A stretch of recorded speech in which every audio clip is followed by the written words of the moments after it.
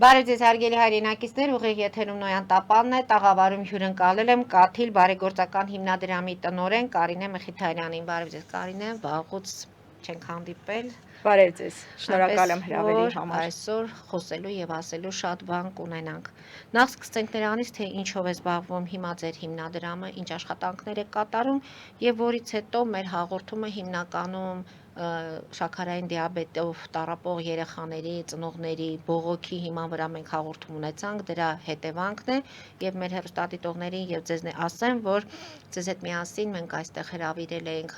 Առողջապահության նախարարության մոր եւ մանկան առողջության պահպան վարչության պետ Նունե Փաշայանին, նամակով դիմել ենք, որպեսզի նա մասնակցեր այսօրվա քննարկմանը, բայց արձագանք չենք ստացել։ Այնպես որ խոսենք ձեր հիմնադրամից եւ որից հետո գանք արդեն այն կարեւորագույն խնդիրներին, տիպ 1 շաքարային դիաբետի հսկման արդի մոտեցումներին եւ խնդիրներին, որը անցյալ շաբաթվանից մենք փորձում ենք արդեն բարձրաձայնել, ակնկալելով, որ կգտնենք նաեւ լուծումները։ Նախ շնորհակալություն, որ արդեն 14 տարի, փաստորեն 14 տարի, այո, դուք շաքարային դիաբետ ունեցող երեխաների կողքին եք, մեր գործունեությունն եք լուսաբանում, նրանց խնդիրներն եք բարձրաձայնում ու ինչի արդյունքում բազմաթիվ խնդիրներ իհարկե լուծումներ են ստացել։ Հուսանք այս խնդիրներն էլ իհարկե լուծումներ կստանան շատ արագ։ Կաթիլ բարեգործական հիմնադրամը շարունակում է զբաղվել շաքարային դիաբետ ունեցող, տիպ 1 շաքարային դիաբետ ունեցող երեխաների խնդիրներով, բոլոր խնդիրներով, եւ առողջապահական, եւ սոցիալական, եւ հոգեբանական, այն բուժպարագաները, որ պետությունը չի տրամադրում կամ տրամադրումը ուշանում է, փորձում ենք այդ բացը մենք մեր ուժերով փակել, լրացնել,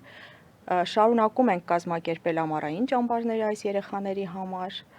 ինչը իրենց համար շատ արդյունավետ ծրագիր է, քանի որ իրենք սովորում են լինել ինքնուրույն, ավելի լավ ճանաչել հիվանդությունը, հիվանդության հետ ապրել եւ հասկանալ, որ իրենք էլ հասարակության լիարժեք անդամ են։ Այն մոտեցումը, որ մենք ասում ենք շաքարային դիաբետը ապրելակերպ է, դա իհարկե շատ գեղեցիկ արտահայտություն է, բայց մի քիչ էլ մենք մեր իրականության մեջ պետք է նայենք, իսկ ինչ ենք անում մենք, որպեսզի այդ երեխաները զգան, որ շաքարային դիաբետը ապրելակերպ է, ոչ թե լուրջ հիվանդություն, որը ժամանակի ընթացքում չհսկման դեպքում բերում է լուրջ բարդությունների ու դրանից տուժում է կյանքի որակը եւ հենց կյանքը։ Մենք պետք է դա ոչ թե միայն հասարակական կազմակերպության ուժերով պայքարենք այդ ամենի դեմ, այլ պետական մակարդակով։ Մենք ծրագրերով պետության կողմից իրականացվող պետք է ամեն օր հիշեցնենք այդ երեխաներին, որ այո, դիաբետը ապրելակերպ է։ Հիմա հասկանանք, մեր երկրում չի ստացվում փաստորեն այդ տարբերակին կան հասնել, որտեղ ծնողները ունեն բազում խնդիրներ եւ ինքնուրույն ի վիճակի չեն այդ դժվարությունները հաղթահարել։ Այդ դժվարությունները նրանց համար ոչ թե ֆիզիկական դժվարություններ են, դրանք զուտ ֆինանսական եւ հոգեբանական դժվարություններ են, որոնց ինչպես դուք եք ասում, պետությունը պետք է իր մասնակցությունը ունենա։ Ծնողները անցյալ շաբաթ այստեղ են եւ բողոքը հետեւյալն էր. երեխաները 4 ամիս է փաստորեն այդ ինսուլին դեղորայքը չեն կարողանում ստանալ։ Ինսուլինը տրամադրվել է ուղղակի քիչ քանակությամբ է տրամադրվել եւ ծնողները իրար մեջ են փորձել կարգավորել այդ բացը։ Այո, ինչքանով որ ես եմ ինֆորմացված, իսկ ես ինֆորմացված եմ իհարկե մեր շահառուներից, այսօր ունենք 950 երեխա, այսինքն թիվը ավելացել է։ Այո, բավականին աճել է ու պրոգրեսիվ աճում է, տարիքային շեմը իջնում է։ Հիշում եք մեր բավականին շուտ ենք իհարկե հանդիպել, բայց նախորդ հաղորդումների ժամանակ մենք խոսում ենք, որ տարեկան ունենում ենք 50 նոր դեպք, որ հիմնականում դեռահասների մոտ է ի հայտ գալիս, բայց հիմա Մարի թիվը տարվա ընթացքում միջինում 100 նոր դեպք ենք ունենում ու տարիքային շեմը այնքան է իջել, որ մինչև 5 տարեկան առաջնային ախտորոշված երեխաների թիվն է շատացել։ Փոքրերը շատ շատացել են։ Կարնե եւ մի ճշտող հարց, մարզերից այս տվյալները դուք ստանում եք, թե մարզերում համեմատաբար այս թվերին ուշադրություն չեն դարձնում, այսինքն կամ ծնողները ձեզ չեն ասում, մարզայինն էլ է այս թվի մեջ մտնում։ Այո, այս թվի 900 մոտ 950-ի մեջ մտնում է ամբողջ Հայաստանի, հիմա կասեմ ոնց ունենք մենք այդ թիվը, նաեւ Արցախից բռնի տեղահանված երեխաներն են, մոտ 30-ը։ Տեսեք, քանի որ մենք մարզերում միայն Շիրակում ունենք դիսպանսեր, մանկական էնդոկրին դիսպանսեր, Շիրակի էնդոկրին դիսպանսերում 75 երեխա կա գրանցված։ Այլ մարզերում մենք չունենք մանկական էնդոկրին դիսպանսերներ, քանի որ նաև չունենք մանկական էնդոկրինոլոգներ։ Դա խնդիրներից այս վերջի տարիներին, որ մենք միշտ բարձրաձայն, բայց այդ այն խնդիրն է, որ մեզ հետ քայլում է։ Ոչ մի լուծում չի Եթե հիվանդության ստացել։ թիվը ավելացել է, շեմը հիվանդության շեմը իջել է, պետք է որ ունենա, ինչու այդ դեպքում պետությունը այդ մասին չի հոգում։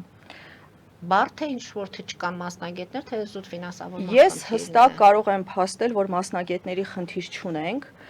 թե քանակական առումով, թե որակային, քանի որ էնդոկրինոլոգիան դա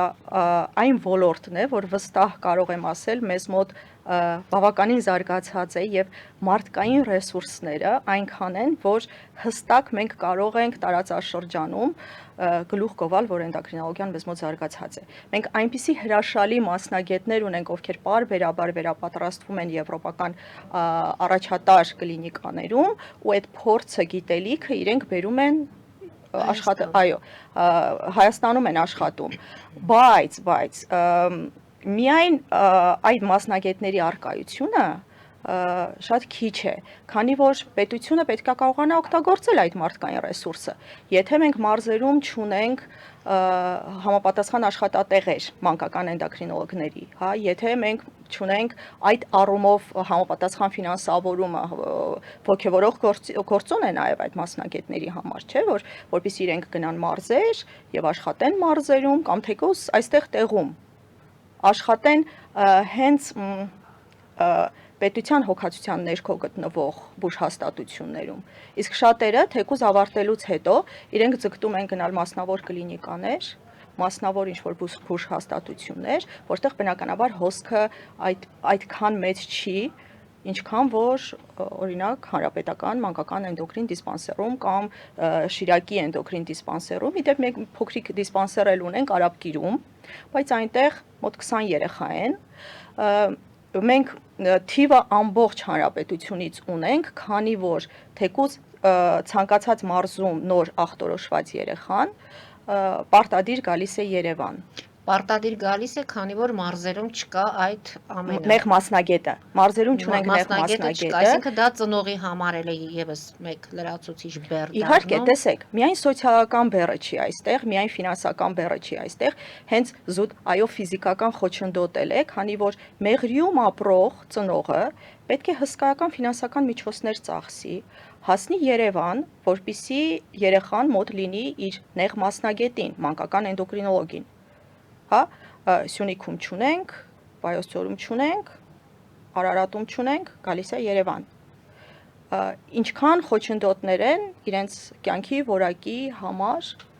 Եվ ամսով մեջ քանի անգամ պետք է գան, եթե դեղորայքի չափաբաժին է փաստորեն հասնում երեխային։ Վերջին ամիսներին, քանի որ կար ինսուլինի մատակարարման խնդիր, ամեն ամիս էին գալիս քանակով պայմանավորված, դիսպանսերը նախարարությունից ստացված ինսուլինը չկար այն քանակը, որ կարողանար միանգամից 3 ամսվա տրամադրել, թե չէ սովորաբար տրամադրվում է մի քանի ամսվա, որպեսզի այդ գնալ գալու խնդիրը դուրս գա։ Հա, գոնե այդ առումով ֆինանսական այդ բեռը փորձեն թեթևացնել, բայց ինսուլինը իմ տեղեկացվածությամբ չի ընդհատվել, ուղղակի քանակներն է քիչ եղել եւ ինսուլինի տեսակ է որ իրար մեջ են փոխվել։ կարողացել պայմանավորվել։ Հիմա հարցս հետեւյալն է. ինսուլինի քանակը չպետք է լինի, այսինքն մենք այն իրավիճակում ենք, որ ինսուլինը պետք է ավարտվի եւ ծնողին ասեն, որ ինսուլին չկա։ Չկա արդյոք այդ կարգավորող մեխանիզմը, որ այդ ինսուլինը մշտապես լինի եւ ոչ թե քանակը քիչ լինի, մտածեն, թե որ երեխային է ավելի շատ դա այդ պահին անհրաժեշտ եւ տրամադրեն։ Սա մոտեցման տրամաբանությունն եմ ուզում հասկանալ, ինչպես է որոշվում։ Շատ ճիշտ կլիներ իհարկե այս հարցը ուղղենք առողջապահության նախարարության ներկայացուցիչին, բայց ես կարող եմ պատասխանել այնքանով, ինչքանով որ ես ամեն օր շփվում եմ շահառուների հետ եւ իրազեկեմ իրենց խնդիրներից։ Իրականում իրենց համար նաև խնդիր է, երբ որ ինսուլինի տեսակ է փոխվում։ Այսինքն, երբ որ երեխան տարիներ շարունակ մի ինսուլին է օգտագործում եւ հետո արդեն ստիպված է նույն ազդող իհարկե հիմքով, բայց այլ արտադրության ինսուլին փոխել, ինչը օրգանիզմը մինչեւ ադապտանում է, մինչեւ ծնողը հասկանում է կամ երեխան, որ ինչ չափաբաժիններով հիմա իհարկե դա բժշկի հսկողության տակ է այդ ամեն ինչը կատարվում, բայց դա էլ օրգանիզմի համար հավելյալ ստրես է։ Հիմա տեսեք, մենք ցանկացած ծրագիր կատարելիս նախ եւ առաջ կատարում ենք խնդրի վերլուծություն, հա, իրավիճակի խորը, այո, վերլուծություն, ինչի տակ դնում ենք հետազոտության ինչ-որ լուրջ տվյալներ։ Ես չեմ կարծում, որ նախարարությունը չունի այդ փորձը կամ չունի այդ ռեսուրսը, կարող ես ինչքան տեսել եմ նույն բյուջեի կատարողականները, իրանք հսկայական թվեր են ծախսում դիաբետի տողերի վրա իրականացման, հա, ծրագրերի վրա,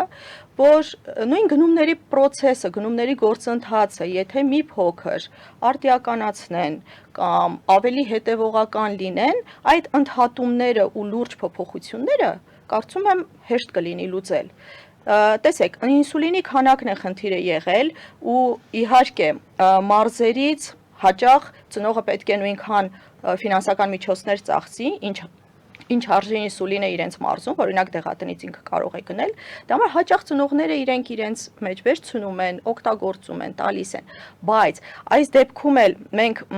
իհարկե չենք խրախուսում այդ նույն դեղերի փոխանակումը ծնողներն իրենց մեջ առավել եւս վաճառքը, քանի որ դեղորայքը, դա նախ եւ առաջ վտանգում է դիմացինի կյանքը, դեղորայքը, չգիտեմ, ինչ ճիշտ պահպանման պայմաններ ունի, հա, եւ հազար ու մի խնդիրներ։ Ծնողները նաեւ խնդիրներ ունեն թեստ երիզների, դա այն բուժպարական է, որը խիստ անհրաժեշտ է տնային պայմաններում։ Մի հարց ունեմ։ Դեղատներում եթե կան, եթե ծնողները կարողանում են գնել, պետությունը չի կարող ինքը այդ դեղատներից գնել այդ չափաբաժինը իր պակաս քանակը լրացնել, հանձնել երեխաներին, մենք երեխաների մասն ենք խոսում, ամեն դեպքում դրանք անչափահասներ են, որտեղ այն էլ նման հիվանդության դեպքում 1 օրը, 1 ժամը կարող է երեխաների համար ճակատագրական լինել։ Իհարկե, ինսուլինը իրենց համար են կենսական նշանակության դեղամիջոցն է, առանց որի տիպ 1 շաքարային դիաբետ ունեցող երեխան չի կարող ապրել թեկուզ 1 օր։ Եվ հնարավոր չէ դեղատներից այդ պետությունը ուղիղ գնում դեղատներից չի կարող կատարել, բայց ինչպես է այդ գնման process-ը կատարվում, հա, պետությունը հայտարարում է գնումների տենդեր, բաց մրցույթ, որին մասնակցում են կազմակերպություններ, ովքեր ներմուծում են ինսուլին։ Բայց պետությունը ինքը պետք է ունենա իր հաշվարկները, թե քանակային, թե ժամկետային, չէ՞։ Պետությունը պետք է հետևի այդ process-ին, որ ժամանակին մատակարարումները լինեն, որ քանակային առումով, եթե թեկուզ տեսնի, որ չնայած այնտեղ միշտ հաշվարկները պետք է այնպես արվի, որ առաջնային ախտորոշված երեխաների քանակն է ներառված լինի այդ պլանավորած գնումների մեջ, բայց եթե ինչ-որ մի բան ընթացքում այն չի գնում եւ հավելյալ քանակների կարիք է լինում, այդ ամեն ինչը նախորոք պետք է կազմակերպել, ոչ թե սпасել այս հայտարարված տենդերով մատակարարված ապրանքը ավարտվի, որը ժամանակ անցնի, նորից այդ process-ը սկսել, նորից այդ process-ին ընթացք տալ։ Դե իհարկե հեշտ չի Հայաստան որևէ ապրանք ներմուծելը, մենք փոքրիկ երկիր ենք, նախ այդ մատակարար կազմակերպությունները պետք է, եթե արդեն չունեն ինչ-որ գործնական հստակ կապեր, ինչ-որ գործնական կապեր հաստատեն, ներմուծման process-ը կազմակերպեն, որ գնումները ապահովեն, բայց պետության համար դա պետք է խոչընդոտ չլինի։ Պետության համար դա պետք է խնդիր չլինի, այսինքն պետությունը այնքան այդ մասով պետք է փորձառու եւ կազմակերպված լինի, որ դրանք խնդիր չլինեն, չառաջացնեն երեխաների կյանքի որակի բարելավման հարցը։ Ընդհանրապես սրտացավ եւ մարդիկ են հարկավոր։ Ընդհանրապես պետք է հետևողական, մասնագետներ եւ սրտացավություն, որպեսզի կամք ցանկություն երեխաները չմնան առանց դեղորայքի։ Այո, եւ մի քիչ խնդրի լրջությունը, որ հասկանանք, որ դիմացը երեխաներ են, ում կյանքն է վտանգի տակ։ Կարելի է դուրս գան կարճատև գովազդային դադարի, որից հետո փորձենք խոսել արդեն երեխաների եւ այդ դեղորայքների ձեռքբերման խնդիրների մասին, ինչպես նաեւ երեխաներին հաշմանդամություն տալու կարգի թոշակների, սա էլ է բավական մեծ խնդիր, որոնց մասին բարձրաձայնում են ծնողները։ Հարգելի հայրենակիցներ, դուրս գան կարճատև գովազդային դադարի եւ հիշեցնեմ, որ մեր ուղիղ եթերը կարող եք դիտել նաեւ Նոյան Տապանի Patreon-ում, QR կոդը ձեր էկրաններին է։ Հետևեք, քիչ անց կվերադառնանք տաղավար եւ կշարունակենք մեր զրույցը։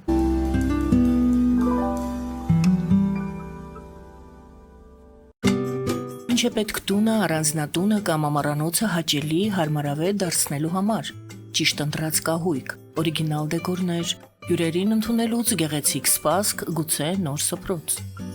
60-ից ավելի ճանաչված եվրոպական բրենդների ինքնատիպ, չկրկնվող եւ մատչելի ընտրանին Fortuna Home and Country House խանութ սրահում։ Նորավոճ սպասք եւ կահույք հորեկա բնագավառի համար, տեքստիլ, տնտեսական ապրանքներ, ամեն ինչ գեղեցիկ կյանքի համար։ Ընտրեք այն, ինչ վաղուց փնտրում էիք Fortuna Home and Country House-ում, ձեզ համար եւ որպես նվեր ձեր մտերիմների համար։ Jackpot հագուստի վաճառակենտրոնը վերաբացվել է Թահանգա քաղաքում։ Նոր տեսականի, նոր արժեքներով ու նոր զեղչերով։ Եվրոպական հագուստ եւ կոշկեղեն կանանց, տղամարդկանց եւ երեխաների համար։ Օծաներիք, ճամպրուկներ, պայուսակներ, գիշերանոցներ, գոտիներ եւ դրամապանակներ։ Մեծ ապրանքատեսականի, մեծ զեղչերով։ Համեցեք Jackpot Թահանգայում։ Հասցեն 7057 Foothill Boulevard։ Հեռախոս 818 813 2252։ Jackpot։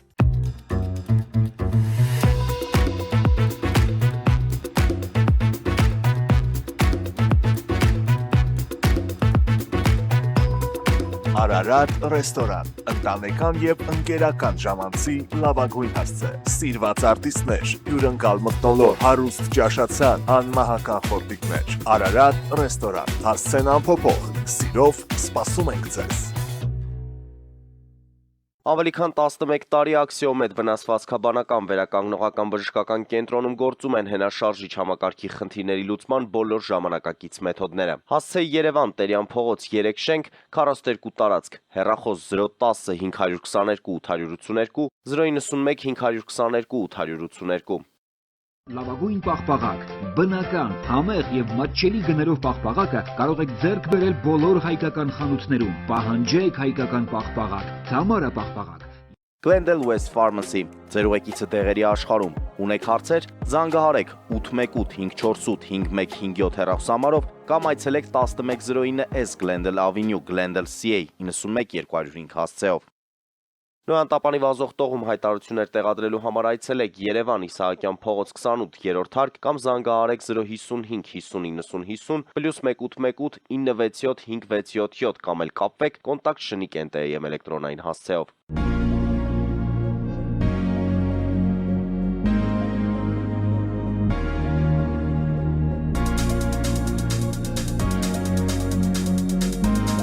Տպագրեք ձեր գիրքը Նոյան տապան տպագրատանը, ինչպես նաև թերթեր, ամսագրեր, բուկլետներ եւ այլն։ Հասցեն քաղաք Երևան, Իսահակյան 28 առաջին հարկ։ Հեռախոս Հայաստանից +374 55 50 90 52, ԱՄՆ-ից 818 967 567։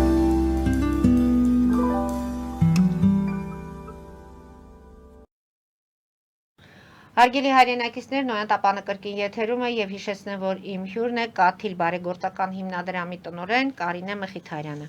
Փորձենք ամփոփել դեղորայքի հատվածը եւ անցնել թեստ երիզներին, որից հետո կշարունակենք զրույցը։ Փաստորեն, դեղորայքի հետ կապված խնդիրներ ունենք։ Դեղորայքի որակի հետ կապված խնդիրները չեմ կարող ասել, որ ունենք, քանի որ միշտ լավ որակի ինսուլին է տրամադրվել։ Ես այս 14 տարիների ընթացքում չեմ կարող ասել, որ ինչ-որ ինսուլինի խնդիր է եղել, ի տարբերություն մեծահասակների, չափահաս տիպ 1 դիաբետ ունեցողների, ովքեր պարբերաբար միշտ դժգոհել են, որ իրենց տրամադրվում է ինչ-որ անհայտ ծագման գենսուլին, եւ նույնը փաստում են նաեւ բժիշկները։ Բայց այս երեխաների համար շատ մեր ոչ չափահասա տիպ 1 դիաբետ ունեցող երեխաների համար շատ կարեւոր է, որ իրենք ճիշտ քանակի ինսուլին ստանան ամեն անգամ։ Իսկ մարզերի երեխաների համար շատ կարևոր է, որ իրենք գոնե ամեն ամիս չգան, այլ գոնե 3 ամիսը մեկ։ Այդ իրենց համար ճանապարհածախսը շատ մեծ ֆինանսական բեռ է։ Եթե կարողանան այդ խնդիրները նախորոք լուծել, ինսուլինի խնդիրը շատ հեշտ լուծելի է պետության եւ քանակը ապահովեն, որպեսզի ծնողները արդեն չանհանգստանան եւ իսկ թեստ երիզների վիճակը ինչպես է։ Թեստ երիզների վիճակը այդքան էլ հուսալի չէ, ինչու առաջատար երկրներում դիաբետը հսկում են արդեն շատ ավելի ժամանակակից սարքավորումներով, գլյուկոզի շարունակական մոնիթորինգի սարքերով, ու այդ ամեն ինչը հիմնականում տրամադրվում է պետության կողմից։ քանի որ գիտենք, դիաբետը այն հիվանդությունն է, այն խնդիրն է, որ արդյունավետությունը բուժման հիմնականում կախված է բուժառուից, այսինքն թե ինչպես ինքը տնային պայմաններում հիվանդությունը կվերահսկի ու ինչպիսի արդյունավետություն բուժման կապահովի, որպիսի արդյունավետությունը ապահովի, պետք է հաճախակի չափի արյան մեջ գլյուկոզի մակարդակը։ Մեզ մոտ այդ խնդիրը դեռ լուծվում է թեստ երիզների եւ գլյուկոմետրի միջոցով, բայց դա էլ է խնդիր։ Վերջին 4 ամիսների ընթացքում ծնողների հավաստմամբ մեր շահառուների իրենք պետական ծրագրով թեստ երիզներ չեն ստանում։ Մենք փորձում ենք հիմնադրամի միջոցներով այդ բացը լրացնել, բայց 950 երեխային էլ չենք կարողանում լիարժեք ապահովել ֆինանսական միջոցների սղության պատճառով։ Աստու պետության համար էլ կարծես թե ֆինանսական խնդիրներ կան, որ չեն ապահովում։ Չեմ կարծում ֆինանսական խնդիրներ են, քանի որ բազմիցս փաստել է նույն առողջապահության նախարարությունը, որ բյուջեի խնդիր չկա։ Համենայն դեպս դիաբետի դեմ պայքարում բյուջեի խնդիր չունեն։ Ես այստեղ կարծում եմ, որ ավելի շատ ադմինիստրատիվ կազմակերպչական խնդիրներ են, քանի որ տենդերը ավարտվել է, նոր տենդերը ուշ է հայտարարվել, ու այդ մատակարարման ընդհատման խնդիրն է։ Թե չէ, չեմ կարծում, որ ֆինանսական միջոցների խնդիր է։ Եվ ելի նորից գալիս ենք իմ այն մտքին, որ ցանկացած ծրագիր կատարելիս պետք է լուրջ հետազոտական հիմքեր տակը դրվեն եւ լուրջ պլանավորում արվի։ Շղթայական ավտոմատ պետք է այս միանշանակ, քանի որ արդյունքում դժում է երեխաների կյանքի որակը։ Այսինքն, եթե մենք այդ գնումների process-ը կազմակերպենք այն արդյունավետությամբ, որ չի ընդհատվելու, այլ շարունակական մեկը մյուսին կհաջորդի, իհարկե դա զուտ ադմինիստրատիվ իրենց process-ով կընդհատվի, բայց այն ինչ կտեսնենք մենք, կտեսնենք շարունակականություն։ Բայց տվյալ դեպքում ընդհատվում է 4-5 ամսով, ու ընդհատվում է ամենամեծ դիսպանսերում, հանրապետական դիսպանսերում, քանի որ ինչքանով ես տեղեկացված եմ, Գյումրու Շիրակի էնդոկրին դիսպանսերը ստացել է։ Քանակը փոքր է եղել ըստ երևույթին։ Այո, 75 երեխային կարողացել են երևի քիչ քանակությամբ ապահովել, ստացել են իմ տվյալներով հունվար, փետրվար, մարտ ամիսների համար։ Արդեն ապրիլը վերջանում է, մայիսը կսկսվի։ Այո, դեռ չունենք պետական աջակցությամբ թեստ երիզները։ Ծնողներն ասում են, որ մենք զանգահարում ենք, երբեմն նույն բժշկի ներկայությամբ ծնողներին ասում են, որ դեռ չկա, հակառակ ասում են պոլիկլինիկայում կա, գնացեք ստացեք, նույն պահին բժիշկն է զանգահարում, ասում են դեռ չկա, որ ուղարկենք ձեր հաստատություն։ Ես էլ եմ լսել ճիշտն ասած ծնողներից այդ բողոքները, անչափահասների պարագայում դիսպանսերն է ապահովում պետական աջակցությամբ ինսուլինը եւ թեստ երիզները, իսկ չափահասների դեպքում արդեն պոլիկլինիկաները։ Այդ օղակն էլ ծնողներին իհարկե նախարարությունը միշտ պատասխանում է, երբեք անպատասխան ծնող չի լինում, բայց այն ինֆորմացիան, ինչը ստանում է ծնողը, հետո մի հատ է պետք է ճշտի տեղի պոլիկլինիկայի կամ դիսպանսերի հետ, քանի որ ոչ հաճախ են տեղեկատվությունները իրար համապատասխանում, ունեցել ենք այո դեպքեր, որ մարզից ծնողը ծախսելով ֆինանսական մեծ միջոցներ, նախարարության հետ խոսելուց հետո, երբ որ այո կա թեստ երիզ մոտեցեք ստացեք, այնինչ դիսպանսերը չի ստացել այդ խմբականակը նախարարությունից, որպեսզի բաշխի երեխաներին։ Ու ծնողը փաստի առաջ է կանգնում, ու տվյալ պարագայում շատ լավ է, որ գոնե հասել է Երևան կա Կաթիլ հիմնադրամը, կարող է մոտենալ Կաթիլ հիմնադրամից ստանալ։ Բայց ելի եմ կրկնում, մենք ոչ բոլոր երեխաներին ենք կարողանում այդ քանակը ապահովել։ Այսինքն այն ինչը գոնե Դուք ինքներդ էլ ֆինանսավորման խնդիր ունեք։ Այո, տարբեր ծրագրեր կան, որ ֆինանսավորման խնդիրներ ունենք իրականացնելու հարցում, քանի որ գաղափարները շատ են, իսկ գաղափարներն գալիս են իհարկե խնդիրների առկայությունից, տեսնում ենք ոլորտում ինչքան շատ են խնդիրները, փորձում ենք այդ խնդիրները մեր միջոցներով լուծել, բայց այո, դրամաշնորհների ֆինանսավորման խնդիրներ ունենք։ Բայց որ դրա համար էլ չեք կարողանում, ժամանակին կարողանում եք երեխաներին օգնել, որովհետև երեխաների քանակն էլ էր քիչ։ Քանակը քիչ է։ Երեխաների քանակն էր քիչ, հիմա քանակը շատ ավելի շատացել է ու իրականում խնդիրներն էլ չեն քչացել։ Փաստորեն հասկացանք կարծես թե դեղորայքի եւ թեստ երիզների հետ կապված դեռ խնդիրները կան, մենք պետք է հետևենք այս զարգացումներին, որտեղ ինքներս էլ խոստացել ենք ծնողներին, որ իրենց կողքին կլինենք եւ փորձենք այս հարցը այնքան տակ պահել, մինչեւ լուծումները այնպեսին լինեն, որ ծնողները չկաշկանդվեն եւ երեխաների կյանքի որակի վրա այս դեղորայքի բացակայությունը եւ այսպես նմանատիպ բաներ նրանց կյանքի որակի վրա չհասնեն։ Հիմա անդրադառնանք Ընդհանրապես կային է, ինչ պետք է իմանա ծնողը, որտեղ մենք այստեղ ծնողների հետ խոսել ենք երեխաների թոշակավորման եւ հաշմանդամության կարգի մասին, այսպեսի մի հայտարարություն արեցին, որ այդ հանձնաժողովներում ըստ իրենց, այսինքն երեխան դուրները կգա, իրեն կգրեն, որ երեխան պետք է ստանա թոշակ, այսինքն նման մոտեցում կա, ոչ օբյեկտիվ, սուբյեկտիվ մոտեցում է։ Ինչ պետք է իմանա ընդհանրապես ծնողը, այս ոլորտում ծնողը ունի իր իրավունքները, որոնց մասին պետք է տեղեկացված լինի եւ որքան տեղեկացված լինի, այնքան հեշտ կլինի նրա աշխատանքը երեխայի հետ։ Այո, ընդհանրապես իրազեկվածության մակարդակը ցածր է մեզ մոտ, թե ծնողների պարագայում, թե հասարակության, մենք այդ ուղղությամբ ենք աշխատում։ Նախ հասարակությունը պետք է իրազեկ լինի, ինչ է իրենից ներկայացնում մանկական դիաբետը ու իր վարքագիծներ ըստ այդմ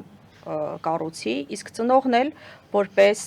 տիպ 1 շաքարային դիաբետ ախտորոշված երեխայի ծնող, խնամակալ, ներկայացուցիչ, պետք է ինֆորմացված լինի, որ ախտորոշումից 3 ամիս անց ինքը իրավունք ունի դիմելու միասնական սոցիալական ծառայության բժշկափորձագիտական հանձնաժողովներին հաշմանդամ երեխա կարգավիճակի սահմանման համար, ինչը հիմա ֆունկցիոնալության գնահատմամբ է արվում։ Ինչ խնդիր ունենք, ծնողը 3 ամիս հետո մոտենում է տեղամասային պոլիկլինիկա, որպեսզի վերցնի համապատասխան տեղեկանք, միանգամից պոլիկլինիկան ասում է, գիտեք ինչ, անիմաստ է, ես ես այդ անկետան այդ տեղեկանքը տրամադրեմ, քանի որ մեկամերժելու են։ Ու երբ որ ծնողները խուճապահար զանգահարում են, որ վայ մեզ ասեցին չեն տրամադրի, որտեվ սենց մերժելու են, ինչի զուր տեղը գնանք այդ քաշքշուկի մեջ, հա, հետո ժամանակ ծախսենք, ֆինանսական միջոցներ ծախսենք նույն ճանապարհածախսի համար եւ էլ չասեմ, որ հոգեբանական ճնշումների էլ են հենց տեղում ենթարկվում ծնողները, երեխաները, երբ որ հանձնաժողովի անդամները նույն ծնողի ներկայությամբ մամային հնարավոր է, որ ասեն, ինչ ա եղել քո երեխուն, լավ կարմրաթուշ բալիկ է, ինչի ես վերցրել եկել, ձեռքը ոտքը տեղը, այսինքն էթիկական խնդիրներ էլ մենք ունենք։ Խնդիրները գալիս են նաև նրանից, որ հանձնաժողովներում նեղ մասնագետներ չկան, մանկական էնդոկրինոլոգների ներգրավվածություն չկա, իսկ նույն բժիշկ անդամները ոչ հաճախ են իրազեկ տիպ 1 դիաբետի առանձնահատկություններից, դա ես կարող եմ վստահ փաստել, քանի որ նույն դատական նիստերին ունեցել ենք դեպքեր, երբ որ պատասխանող կողմը ուղարկել է բժիշկ եւ բժիշկը ամբողջ դահլիճով հարց է ուղղել, ինչու եք այս երեխաներին ինսուլինաթերապիայի ենթարկում, ինչու եք ինսուլին նշանակում, երբ որ հնարավոր է դիաբետը հաբերով բուժել։ Այնինչ այդ ամենատարական գիտելիքն է, որ տիպ 1 դիաբետը էականորեն տարբերվում է տիպ 2 դիաբետից, որ նույնիսկ ոչ բժիշկները գիտեն այդ գիտելիքն ու տեղեկատվությանը տիրապետում են, որ տիպ 1 շաքարային դիաբետ առանց ինսուլին հնարավոր չէ բուժել, հնարավոր չէ ապրի պացիենտը առանց ինսուլին։ Այնինչ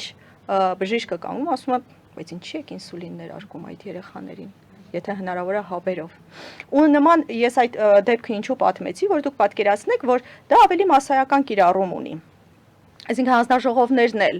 հա, երբ որ նույն ֆունկցիոնալության գնահատում են անցկացնում մի երեխայի, ով 18 տարի շարունակ ունեցել է հաշմանդամ երեխա կարգավիճակ ու իր մոտ իհարկե ֆունկցիոնալ խանգարում է ենթաստամոքսային գեղձի, հետևաբար նաև իր սոցիալ հոգեբանական վիճակն է տուժում դրանից, այսինքն երբ որ երեխայի մոտ լինում են հիպո գլյուկոզի, այսինքն ցածր թվեր, այդ երեխան ինքնուրույն իրեն չի կարող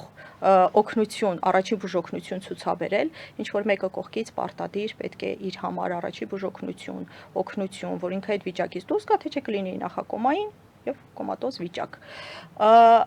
Այսինքն այդ երեխաները անհնար է, որ 18 տարի եղել են ոչ ֆունկցիոնալ, 18-ը լրանալուց հետո իրենք դառնում են լիարժեք ֆունկցիոնալ ու իրենց համար արդեն հաշմանդամություն չի սահմանվում։ Ինչ է տեղի ունենում, ենթաստամոքսային գեղձը սկսում է բետա բջիջներ արտադրել, ինսուլին արտադրել։ Ու խնդիրը նաև նրանում է, երբ որ մենք այդ գործերը, հասնում ենք արդեն դատական հայցերով դատարանը բավարարում է։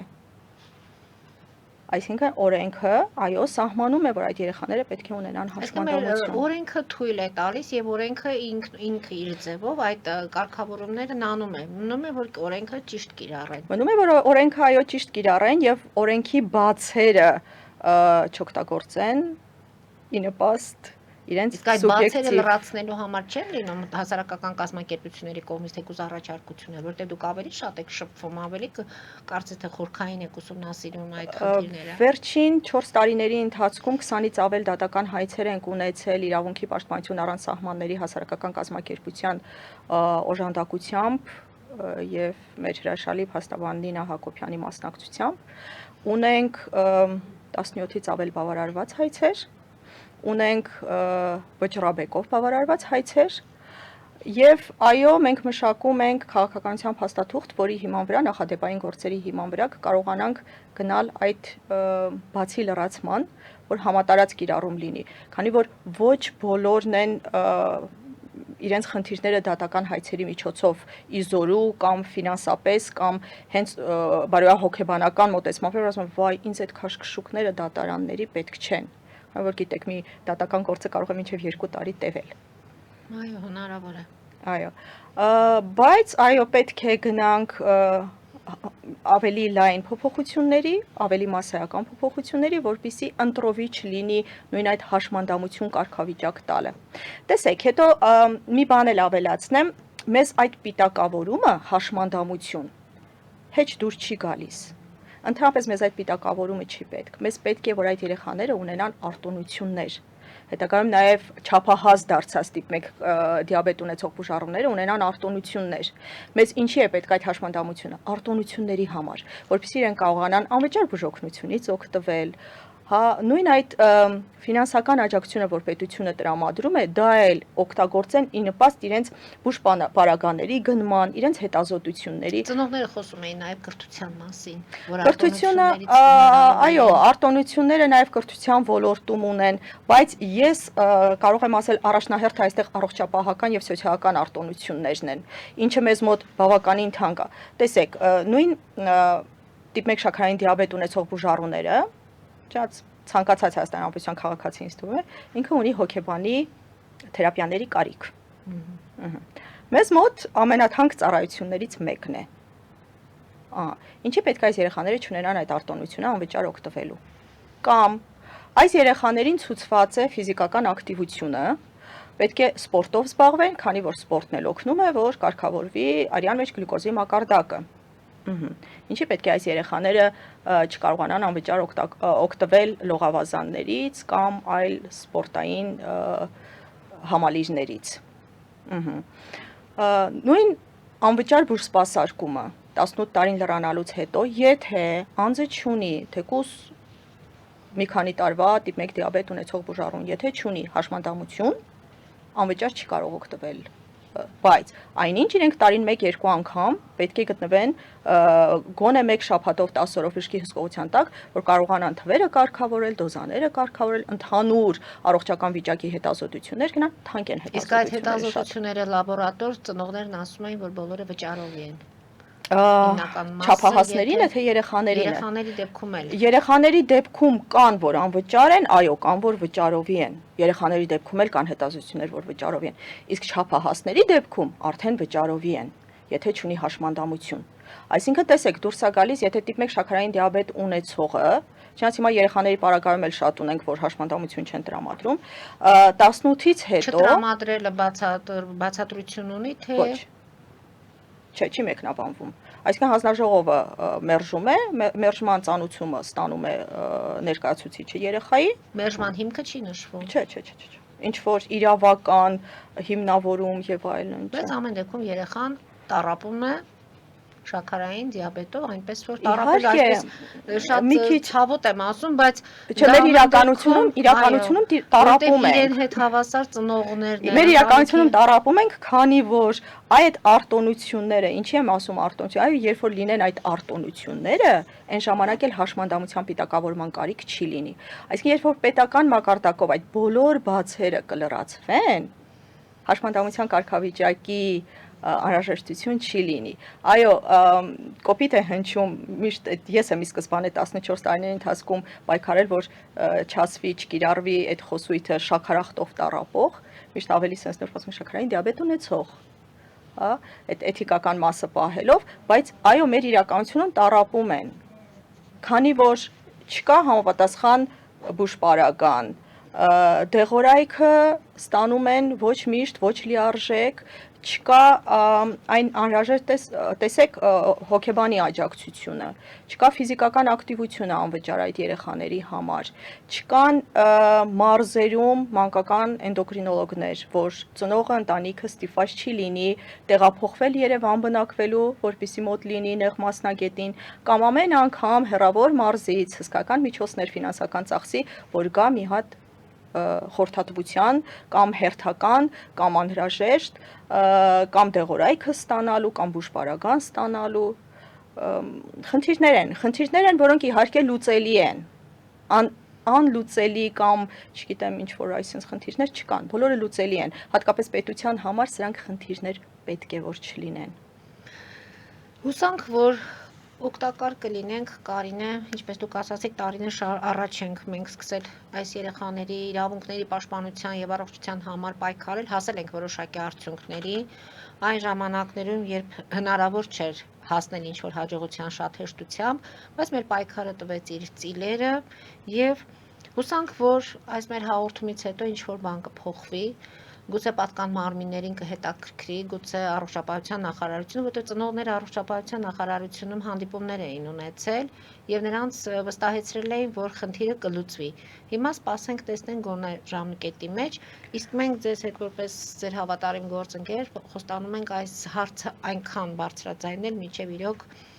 չասեն երեխաներին ինսուլինի քանակը չկա, դուք չեք ստանում կամ թեստ երիզները դարձնեն վճարովի, մի խոսքով փորձենք օգտակար լինել։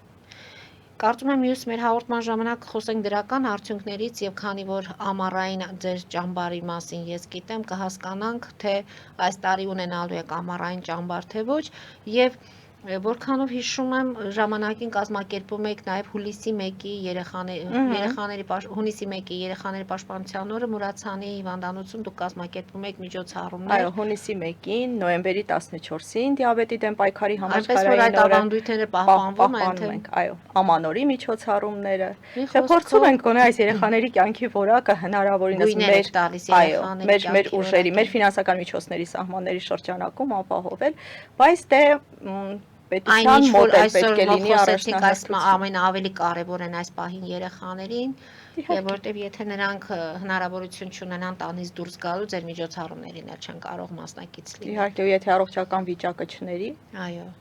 Միանշանակ։ Հուսանք, որ օգտակար կլինենք, հուսանք, որ այս մասին կիմանան պատկան մարմինները, ում հետաքրքիր է եւ մեր երեխաների ճակատագիրը ում հետաքրքրում է եւ հուզում է։ Շնորհակալություն եւս մեկ անգամ։ Ես եմ շնորհակալ։ Հարգելի հայրենակիցներ, այսօր այսքանով ավարտում ենք, հետևեք զարգացումներին, մնացեք խաղաղությամբ։